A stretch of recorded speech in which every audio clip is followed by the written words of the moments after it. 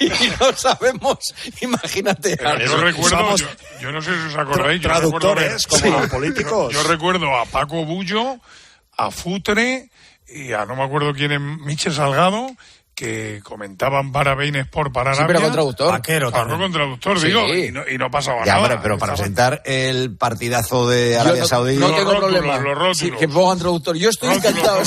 O sea, yo por mí, que me pongan un traductor sin ningún Rótulos problema. todo el rato, Rótulos, una lo que voz sea. por encima sin Eso problema. es. Y aparte, habría que ver al traductor en determinados momentos del programa, cómo iba a traducir cosas, ¿eh? Porque... Como hoy, por ejemplo. Como hoy, por ejemplo. Pobre hombre. A ver, Paco, ¿cuál es el top 3 de jugadores de la Liga a día de hoy? Hay que decir Bellingham. Lamine Yamal. Sí, claro, es que se te van siempre los ojos a Isco, lo más grande. Isco. No, Javi Guerra. Es que a mí hoy no ha hecho gran bueno, cosa, sí, claro. pero me vuelve loco ese niño. Este es asturiano. ¿Javi Guerra? No, no, Javi Guerra no. Diego López. Vale. Diego López es asturiano. Vale, perfecto. Lama, viendo el ritmo goleador de Bellingham, ¿sigue necesitando el Madrid fichar un 9? Ya lo has dicho, que sí. Sí, lo he dicho ya. Cañete, ¿crees que si no llegan fichajes este Valencia puede mantener la categoría? Sí, la va a mantener. Palomar, ¿debería dimitir Luis de la Fuente? Me gustaría oírle antes. Rico, ¿es Lamine Yamal la irrupción más importante de la Liga en las últimas temporadas? No me atrevo a decir en la Liga, pero sí me atrevo a decir del Barça. ¿Más que Gavi y que Pedri? Yo, es que Gavi también fue irrupción, ¿eh? Y Ansu Fati también, ¿eh? Lo que pasa es que Ansu Fati ha llovido. Claro, es que solo estamos... Si hablamos de los 2 primeros partidos, que es de lo que podemos hablar, este chico está jugando con 16 años. Es increíble. Puede ser. Es que es increíble. Increíble. Yo es que flipo. Claro. Albelda, después de la derrota del Valencia, ¿volverán las dudas al proyecto de Baraja? Yo creo que las dudas ya existían, pero no en el proyecto de Baraja, en el proyecto del Valencia. Claro. Gonzalo Miró, ¿este Atlético de Madrid puede pelearle la Liga al Madrid y Barcelona o necesita algo más? Puede pelearle la Liga a Real Madrid y Barcelona y necesita algo más. Marchante, ¿crees que la polémica de Rubiales está restando la importancia al Mundial de la selección femenina? Bueno, no es que eso Es evidente. Sí, es Sí, evidente. que sí. Claro que es evidente, totalmente. ¿Qué mundial? ¿Qué mundial? ¿Ganamos? Coño, ganamos el mundial, es verdad. Hace una semana. Hace una semana, increíble. Oye, compañeros, muchísimas gracias. Por esta tranquila Ha sido una noche noche de bonita. radio. Uy, poquito más puedes decir hoy. No, mira, yo estoy... Esas noches de verano que solo se oye el grillo cantar ahí al fondo, ¿verdad? Sí, Todo paz. sí. Hoy también se ha oído. Sí. De verdad. El sonido del silencio, decían Simon y Garfunkel. Pero Manolo, ¿le has llamado o no? Pero no, espera, una cosa. No, por favor. Yo no vuelvo a trabajar en agosto. Que sepáis que he venido un poco por vergüenza torera y llevo 3 semanas de lío tras lío. Voy a hacer lo que hacía de la Morena, del 25 de junio al 6 de septiembre. Y se acabó. José Ramón no tenía este problema. ¿Vas a poner un huerto también? Sí.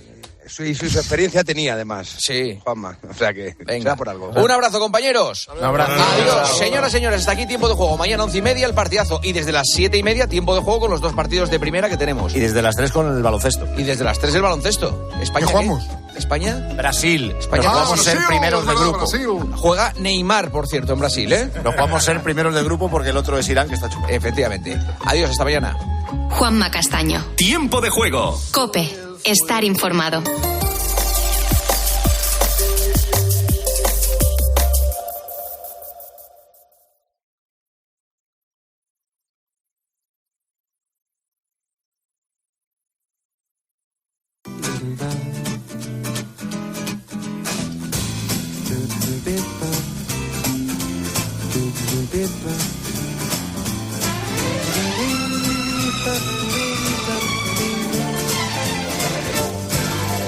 Hola, muy buenas noches y bienvenidos a este tiempo de radio.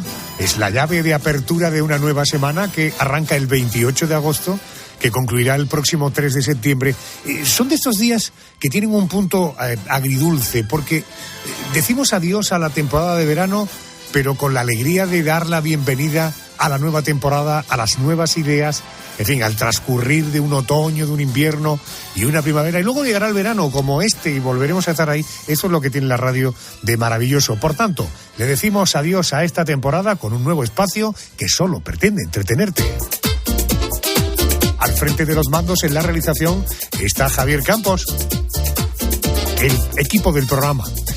Arrancaremos con nuestro último enigma de esta noche.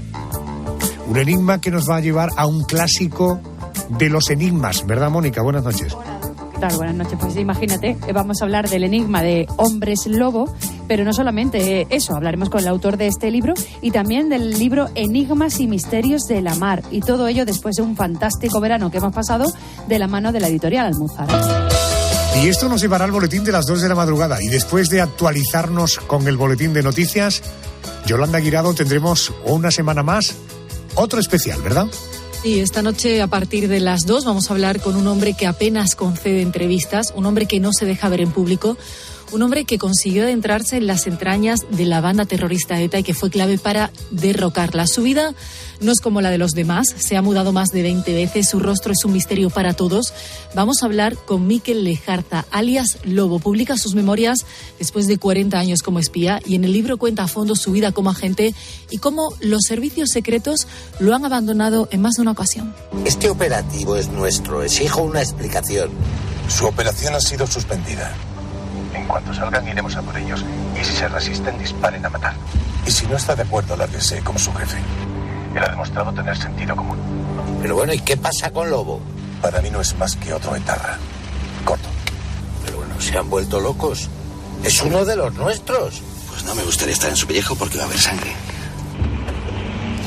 Es una recreación de la película, precisamente El Lobo, donde se demuestra en esa película, en esa recreación, tendremos oportunidad de escucharle a él, de cómo en algún momento los servicios del Estado, los servicios de inteligencia, decidieron casi soltarle del tendedero. Él sí debería estar como con un nombre propio y con un gran titular en la memoria histórica y democrática de nuestro país.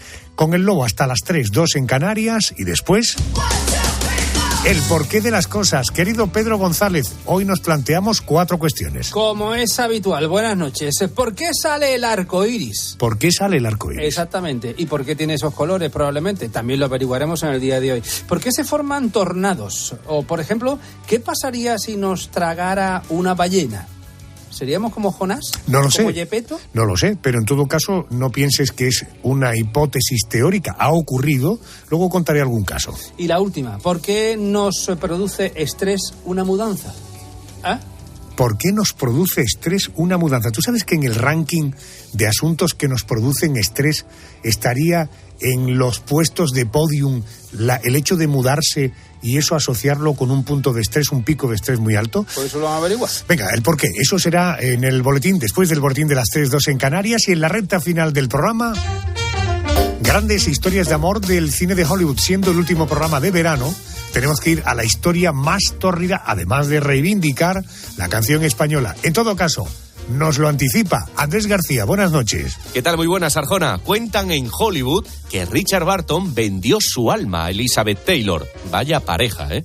El escritor, periodista y crítico Juan Tejero nos va a visitar en la última hora del programa para hablarnos de lo dulce y lo amargo de la historia de amor entre estos dos gigantes del cine. Y el escritor José Aguilar nos visita hoy dispuesto a contarnos detalles sobre la vida y la trayectoria artística de Marujita Díaz.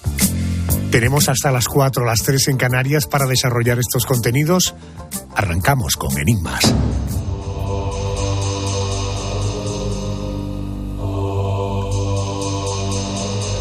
Su temida figura forma parte de la creencia popular desde hace siglos. Un ser depredador con una fuerza descomunal y de monstruoso aspecto entre el hombre y el animal salvaje. Esta noche hablamos de hombres lobo. Manuel Muñoz Heras es psicólogo, autor, entre otros títulos, de Hombres Lobo, de la colección Enigma, de la editorial Almuzara. Manuel, muy buenas noches y bienvenido a la cadena COPE. Muchas gracias, Adolfo. Muy buenas noches. Buenas noches. Oiga, ¿en qué momento de la historia comienza a tomar fuerza la creencia popular sobre la existencia de los hombres lobo? Pues hombre, el origen del mito es incierto. No está muy claro cuando apareció. Quizá el antecedente más antiguo es el hombre bestia. El hombre bestia, entre los tiempos más remotos, había antiguas culturas que creían en la transformación de los seres humanos en animales. Y probablemente se piensa que de ahí pudo surgir la figura del hombre bestia, como un híbrido de la combinación de un ser humano con un animal. Por ejemplo, tenemos en Europa el hombre lobo y en Sudamérica el hombre hiena o el hombre leopardo en África. Se piensa que ese puede ser el primer antecedente del mito. Y según aquellas historias, ¿quiénes eran los hombres lobo? ¿Quiénes se convertían en licántropos? Bueno, vamos a ver, depende de qué época estemos manejando. En los tiempos más antiguos se pensaba que había posibilidades de que una persona pudiese convertirse en cualquier tipo de animal, no solamente en lobo. Ya que, como te he comentado hace un momento, por ejemplo, eran muy comunes el hombre leopardo en África o el hombre tigre en Rusia, por ejemplo. ¿Qué posibilidades para que un hombre se convirtiera concretamente en lobo? Nos teníamos que entrar un poquito más en el tiempo y acercarnos ya hacia la Edad Media, principios de la Edad Moderna. Quizá en la Edad Media. Ahí lo que se pensaba es que fundamentalmente una persona se convertía en lobo, pues normalmente pues por un pacto con el demonio, algún tipo de maleficio que hubiera tenido o algún tipo de por artes mágicas. Esas eran las funciones principales por lo que ocurría la transformación. ¿Y detrás de estas leyendas hay algo de realidad? Hombre, si lo analizáramos bajo la perspectiva por ejemplo, de un aldeano medieval, pues si tuviéramos la oportunidad de tener ahora mismo una antena, se extrañaría que le hiciéramos esta pregunta, pues porque para él sería obviamente cierto que existe el hombre lobo, que existía el hombre lobo. Si la pregunta no la hacemos como ciudadanos del siglo XXI, pues hombre, las respuestas pueden ser muy diferentes. Hoy en día pues utilizamos recursos, tenemos medios pues para analizar estos mitos de una manera distinta. Pero eso no quita para que haya personas que crean, que de hecho lo hay, personas que creen firmemente en la existencia del mito, de la existencia de los hombres lobo, vaya. Déjeme que tengo más curiosidades. ¿Por qué esa relación entre el hombre lobo y la luna llena? Bueno, la luna llena siempre ha sido, digamos que un astro ha tenido ciertas connotaciones mágicas y desde el principio de los tiempos. Entonces,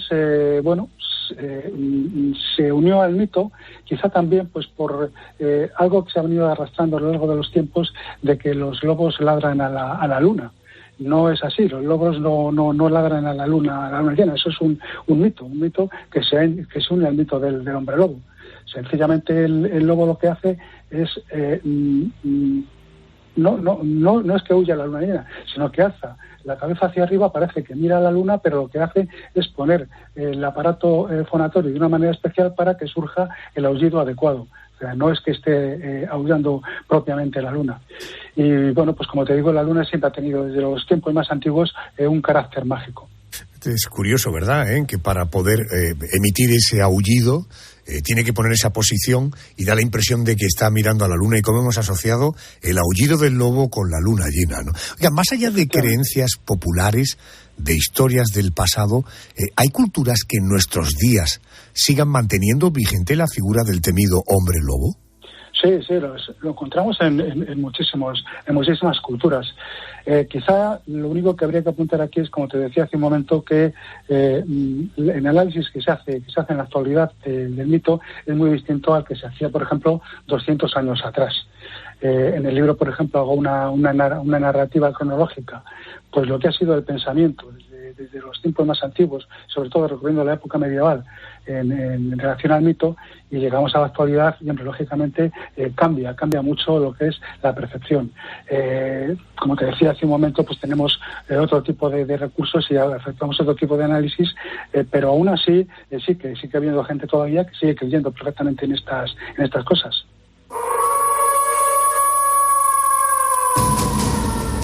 Hombres Lobo es un libro de la colección Enigma.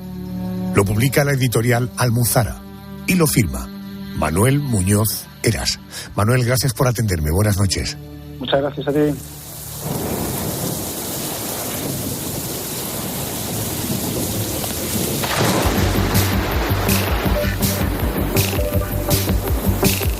Escuchas La Noche con Adolfo Arjona. COPE. Estar informado.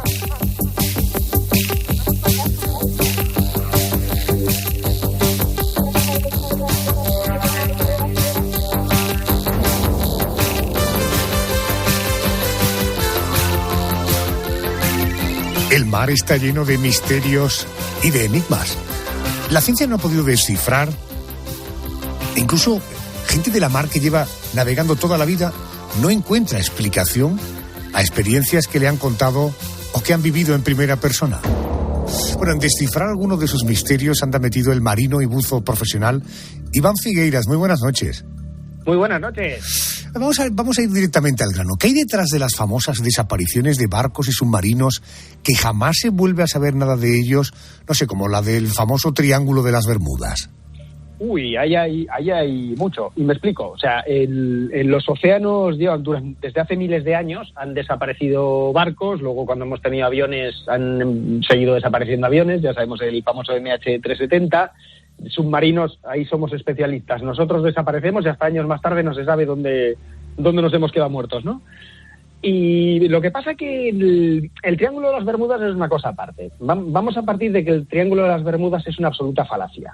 Eso es una cosa que un par de personas tuvieron un par de ideas así un poco rocambolescas en los años 50 y 40, dejaron unas pequeñas referencias en revistas y luego ya llegó Charles Berlitz a principios de los años 70, finales de los años 60, cogió esas 3 o 4 notas que había en revistas que decían que había una zona misteriosa que más o menos daban una localización geográfica, pero tampoco muy cerrada. Entonces ya Charles Berlitz cogió y se inventó la gran bola de nieve de que desaparecían barcos, aviones y demás.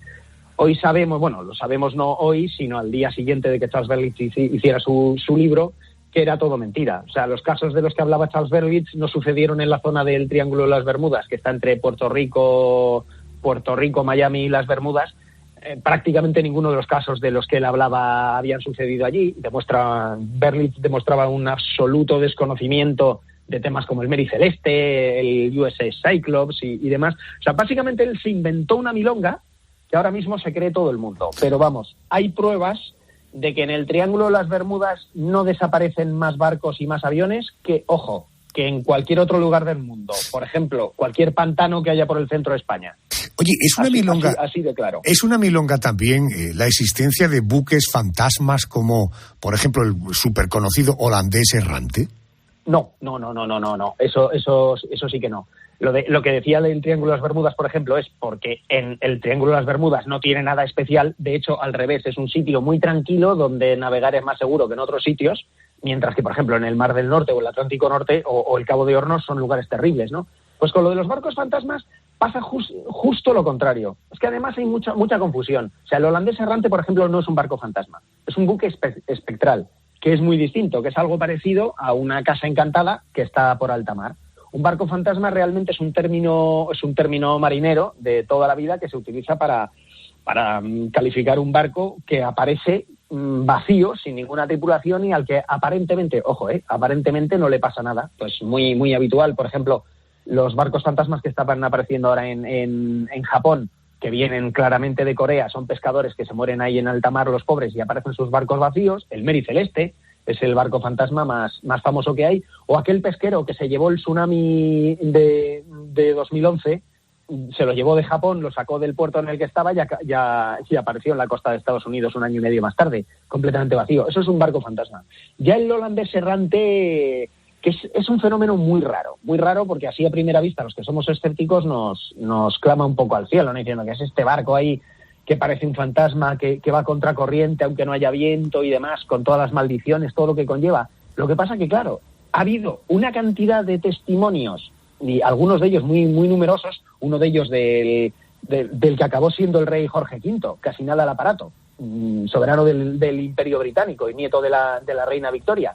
Pues Jorge V y su hermano Albert Víctor fueron testigos de un avistamiento de un barco que se parecía mucho a las descripciones del holandés errante, un barco de vela con un refulgir a su alrededor, que navegaba sin que hubiera viento, que se acercaba a ellos, y cuando se acercaron a intentar verlo, desapareció así como por arte de magia. Joroba. Y eso está, hay testimonios en esos barcos que lo estuvieron viendo de la Armada Británica que estaban de maniobras, hay testimonios del capitán del barco, del almirante y del rey de Inglaterra, bueno, príncipe heredero en aquel momento y futuro rey de Inglaterra. Entonces, claro, ¿quién soy yo para decir que el rey de Inglaterra es tonto y se está inventando algo que no es cierto? Como escéptico, digo que hay algo que llama mucho la atención. Hay un fenómeno del que todavía no tenemos ni idea, pero, joroba, a mí sí me gustaría saber. Que haya también mucha leyenda y mucha cosa que ha ido evolucionando con el tiempo y que ahora mismo se pueda decir que es una historia prácticamente inventada. Pues puede que también, pero es que en este caso el río suena y algo de agua lleva por la cantidad de testigos que hay. En Sudáfrica, por ejemplo, en una playa, hubo más de 100 testigos que vieron una cosa muy parecida a un velero de esa misma época, de la que se achaca el holandés errante, pasando por delante de una playa, estampándose contra unas rocas y desapareciendo. Y luego en esa misma playa, año y pico más tarde, también una gente que estaba celebrando una fiesta en una casa vio un fenómeno similar. Yo no voy a llamar mentirosas a tantas personas, joroba, y menos al emperador del Imperio Británico. Iván, ¿qué hay de cierto en que esta afirmación que hacen algunos, que hay faros en algunas costas del mundo que dicen que están encantados? Es que los faros son lugares, si lo miramos un poco desde lejos, ¿no? Sin ponerles ninguna etiqueta diferente, un faro, ¿por qué va a ser distinto de una vivienda? O de una casa encantada, o de cualquier, o de un castillo, o de un rascacielos, me explico, ¿no? Claro, la gente que no que no está acostumbrada a ellos, que no es gente de mar y demás, pues un faro, claro, les parece algo muy, muy misterioso, que está ahí en un cabo azotado por las olas y por los vientos, ¿no? En cambio, cualquier cosa que pueda suceder en una casa, al fin y al cabo un faro es una vivienda. Entonces, cualquier cosa que pueda suceder en una casa, no voy a ser defensor ni de que existan casas encantadas ni que no. Como buen escéptico, digo que no me puedo decantar ni por el sí ni por el no. Pero cualquier fenómeno que pueda existir en un sitio puede ocurrir también en un faro. Si esos fenómenos, por lo que fuese, que ya te digo que no digo que sea así cierto, si esos fenómenos ocurriesen por algún tipo de hecho luctuoso en un faro, es muy probable que ya los haya habido. Pues porque están en una zona en la que hay naufragios, hay muchísimas muertes alrededor de los faros, no dentro de ellos, sino alrededor. Y también ha habido faros en los que han ocurrido cosas, la verdad, muy raras. Estoy pensando en el faro de las Islas Flannan, que en el año 1900 desaparecieron así como por arte de magia los 3 fareros y estaba todo intacto, estilo mericeleste. Cuando llegó su relevo se encontraron con que, leche, ¿qué ha pasado aquí? Si está el faro completamente bien, todo ordenado, se ve que acababan de cenar y habían lavado los platos y estaba todo de maravilla, y faltaba parte de la ropa de agua, y dices, carajo, ¿dónde están los 3 fareros? ¿Qué ha sucedido con ellos, no? Claro, luego te pones a investigar y demás, y a lo mejor puedes llegar a deducir lo que haya pasado con esos 3 fareros, que yo personalmente creo que se sabe lo que ocurrió con ellos. Pero es que a partir de ahí, que se desarrolle una leyenda, por un lado, o que se hubiera producido algún tipo de fenómeno derivado de este hecho luctuoso que os estoy diciendo, de la misteriosa desaparición de los 3 fareros, a mí me parecería perfectamente normal. ¿Por qué va a ser diferente? Que ya sé que el caso que voy a mencionar ahora, ese sí que es una milonga, el Palacio de Linares. ¿Pero qué diferencia el Palacio de Linares del faro de Lindonan, por ejemplo? Perdone, me he confundido, he dicho un castillo en Escocia sin querer. El faro de las Islas Flannan. Sí, son 2 viviendas, solo que están ubicadas en los sitios específicos donde está el castillo, donde está el faro, ¿no? Claro, lo que pasa es que como el faro le es ajeno a, como digo yo, a los terrícolas, les parece mucho más lejano, algo mucho más misterioso, ¿no? Por ejemplo, para mí el Mericeleste no tiene absolutamente ningún tipo de misterio. Lo digo como marino porque sé muy bien lo que pasó en ese barco porque está todo bien especificado en las actas judiciales. Pero el otro día, en otro programa de radio, estaba discutiendo yo con una persona de cosas que para él eran absolutamente fascinantes y que veía incongruencias y cosas que estaban fuera de lugar, y para mí lo que hubiera estado fuera de lugar es exactamente lo contrario de lo que él contaba. Pero es el punto de vista del marino en mi caso y del terrícola, que siempre es como mi padre y yo solemos llamarlo, y del terrícola por el otro lado, porque son entornos a los que no estás acostumbrado, es lógico. Claro, Iván, déjame que te iba a preguntar por algo que parece que tiene un sostén un poco más científico. ¿Es verdad que existen olas solitarias que aparecen de la nada y que se tragan un barco en segundos? Sí, por desgracia te voy a decir que sí. Y en cada momento dado, según han calculado los científicos mediante satélites, hay 10 olas solitarias por ahí recorriendo los océanos del planeta. Ahora mismo, en este mismo momento, hay 10 olas solitarias esperando a tragarse cualquier cosa que encuentren por delante. Auténticos muros de agua que pueden llegar a 30 metros de altura o más. Y es un fenómeno que ciertos científicos, vamos a hablar mal, ya sabes que tanto en la ciencia como en el mundo de la historiografía hay mucha gente que tiene un pequeño cortijo y que quiere protegerla a toda costa, ¿no? Y en este caso había una serie de matemáticos que tenían sus modelos sobre el funcionamiento de las olas muy claros y muy bien trabajados, y modelos que, ojo, que funcionan perfectamente con las olas comunes, pero que descartaban la posibilidad de que hubiera una ola que surgiera de ninguna parte que pudiera tener 28 o 30 metros de algo. En este modelo matemático no entran esas olas, ¿no? Pero claro, llega habiendo testimonios de marinos desde hace cientos, si no miles de años, que están diciendo, oye, que esto ocurre. Yo de pequeñito cojo, le pregunto a mi padre y digo, oye, viejo, ¿puede haber una ola de 30 metros? Y la contestación es, ¿no te toca los cojones? Pues claro. Esa es la contestación de mi padre, como buen marino, además. Y dice, y empiezas así a mirar y tú ves que también hay otros científicos que están diciendo, pero chavales, guardaos vuestro modelo matemático, que no es válido. A lo mejor para las olas convenientes sí, pero hay una cosa que se consta porque están desapareciendo barcos sin que se sepa qué demonios ha ocurrido. Está habiendo olas impresionantes que están golpeando contra plataformas petrolíferas y las están sacudiendo como si fuesen una bola de Navidad.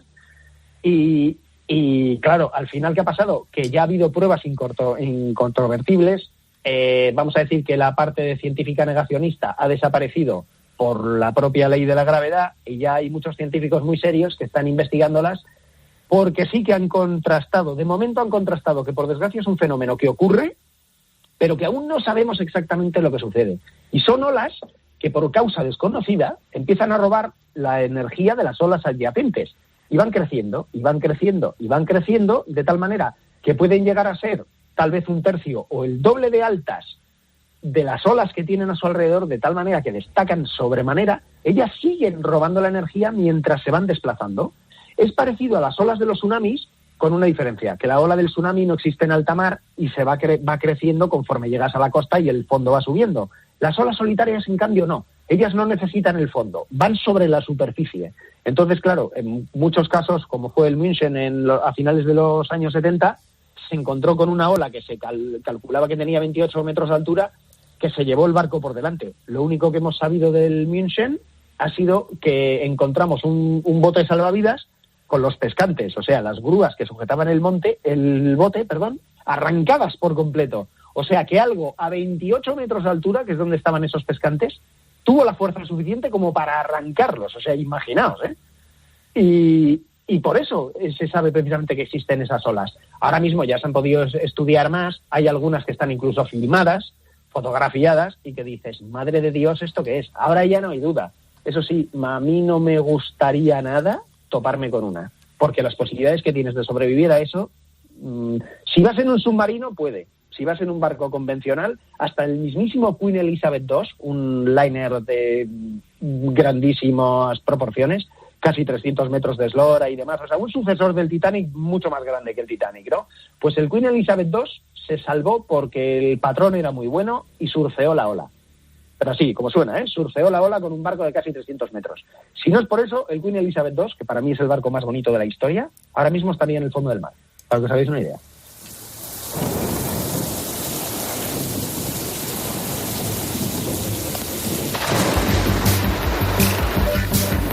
Iván Figueiras firma el libro Enigmas y Misterios de la Mar. Lo publica la editorial Almuzara. Iván, gracias por atenderme a estas horas. Te mando un abrazo muy fuerte. Gracias. Gracias a ti, Adolfo. Vamos al boletín de las 2, 1 en Canarias. Nuestro último especial de esta temporada.